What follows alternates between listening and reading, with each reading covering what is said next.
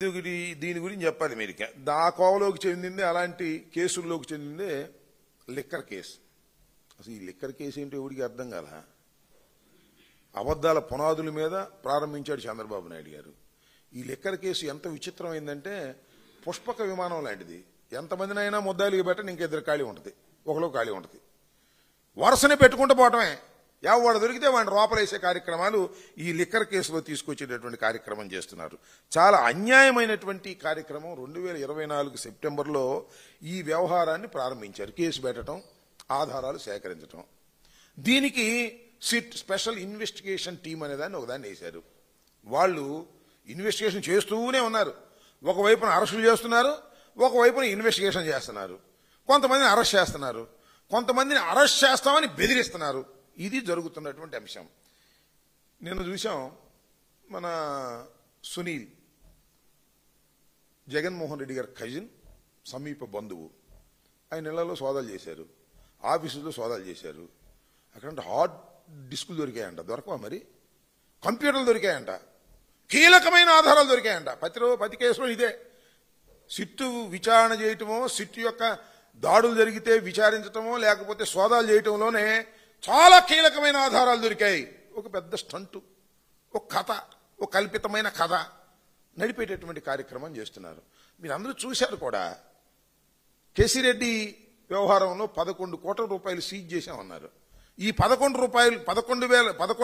కోట్ల రూపాయలు ఎక్కడివి, ఏమిటి అని కోర్టు ద్వారా పిటిషన్ పెట్టి అడిగితే తెల్లముఖం వేశారు. ఎక్కడో చెప్పలేనటువంటి పరిస్థితి. అంత కట్టుకథ అనేది చాలా క్లియర్గా అర్థమైపోతున్నటువంటి అంశాలు మనం చూస్తున్నాం. అంతేకాదు, మీరు రాష్ట్ర ప్రజానీకం కానీ, మేధావులు కానీ, న్యాయ నిపుణులు కానీ ఆలోచించదగినటువంటి ఒక కీలకమైన పరిణామాన్ని మనం చూసాం. అదేంటంటే షార్ట్ షీట్ ఫైల్ చేయలేకపోయారు. ఫైల్ చేశారు, అన్ని తప్పులు దడకే. జడ్జి గారు ఇది ఏమిటి, దీని మీద కొన్ని సమాధానాలు చెప్పండి అని తిప్పి పంపిస్తే మళ్ళీ తిరిగి లేదు. ఈ నోట్లు ఎక్కడి అంటే తిరిగి సమాధానం లేదు. అంటే దీన్ని బట్టి అర్థమవుతుంది ఏంటి, నేరారోపణ చేశారు కానీ దానికి సంబంధించినటువంటి ఆధారాలను సమీకరించడంలో మాత్రం పూర్తిగా సిట్ విఫలమైపోయింది. చంద్రబాబు నాయుడు గారు ఏం చెబితే అది చేసేటటువంటి పరిస్థితి. మొన్న ఈ మధ్యన మా మీద కూడా లిక్కర్ కేసులో, ట్రాన్స్పోర్ట్ కేసులో అంట, అంబటి రాంబాబు, ఆ నాగేశ్వరరావు గారి అబ్బాయి, లేకపోతే ఆ విజయేందర్ రెడ్డి, కేతిరెడ్డి వర్షం రాసేస్తున్నారు. ఎవడ మీద కోపం ఉంటే, ఎవడ ప్రెస్లో మాట్లాడితే వాడికి ఈ లంగర్ తిప్పేస్తున్నారు. పడవ తిప్పేసి ఖచ్చితంగా మా ఇంటికి వచ్చేసింది అనమాట ఇన్వెస్టిగేషన్ కోసం. ఏంది నాకు అర్థం కాల.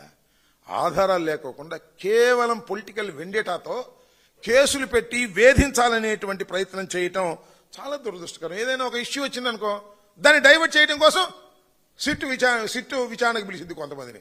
నాకు చాలా ఆశ్చర్యం వేసింది ఏంటంటే, సిట్టు వెళ్ళి సోదాలు చేస్తుంది, లేదా దానిలో ముద్దాయిల దగ్గర నుంచి ఫోను తీసుకుంటుంది, ఆ ఫోన్లో నుంచి కొన్ని నెంబర్లు తీసుకుంటుంది, ఆ నెంబర్లోనే పిలుస్తుంటారు. చివరికి ఎలాంటి చేస్తున్నారంటే, మనం బాత్రూమ్ కడగడానికి కూడా నెంబర్లు పెట్టుకుంటామే, వాళ్ళని కూడా పిలుస్తున్నారు. లేదా డ్రైవర్ని వాళ్ళని కూడా పిలుస్తున్నారు, పిలిచి వాళ్ళని విచారిస్తున్నారు. ఇంత దౌర్భాగ్యంగా ఉంది సిట్టు యొక్క విచారణ. ఇలాంటి దౌర్భాగ్యమైనటువంటి విచారణలు చేసి ఏదో ఉంది దీనిలో అనేటువంటి భావన కలిగించటం కోసం ప్రయత్నం చేస్తున్నారు తప్ప ఎక్కడా కూడా సరైనటువంటి ఆధారాలు సేకరించటంలో పూర్తిగా విఫలమైపోయినటువంటి ఈ స్పెషల్ ఇన్వెస్టిగేషన్ టీముని ఏమనాలో అర్థం కానటువంటి పరిస్థితి కనిపిస్తూ ఉంది. ఈ రాష్ట్రంలో ఎరువులు లేవు. ఇవాళ ఎరువులు లేక గందరగోళ పడుతుంటే రాష్ట్ర ప్రజానీకం, రైతాంగం ఎక్కడైనా సరే తెలుగుదేశం వాళ్ళు కనపడితే అసలు మీరు మాకు ఎరువులు సప్లై చేయలేకపోతున్నారు, రైతులు తిరగబడతా ఉంటే మధ్యలో తీసుకొచ్చి ఈ సిట్ ఇన్వెస్టిగేషన్ గురించి మాట్లాడేటటువంటి పరిస్థితి చేస్తారు. ఈ సిట్ ఇన్వెస్టిగేషన్లో 2 ప్రధానమైనటువంటి ఇన్వెస్టిగేటర్స్ ఉన్నారు. వాళ్ళు ఎవరంటే, ఒకటి ఆంధ్రజ్యోతి, 2 ఈనాడు. ఫ్రంట్ పేజీలు రాసేస్తారు.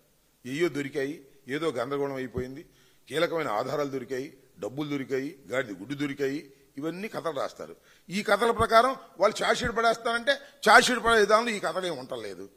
ఒక లోపభూయిష్టమైనటువంటి కేసుగా తయారైంది. ఇది అద్భుతమైన ఒక కల్పిత కథ అని చెప్పడానికి నేను ప్రత్యేకంగా చెప్పవలసిన అవసరం లేదు.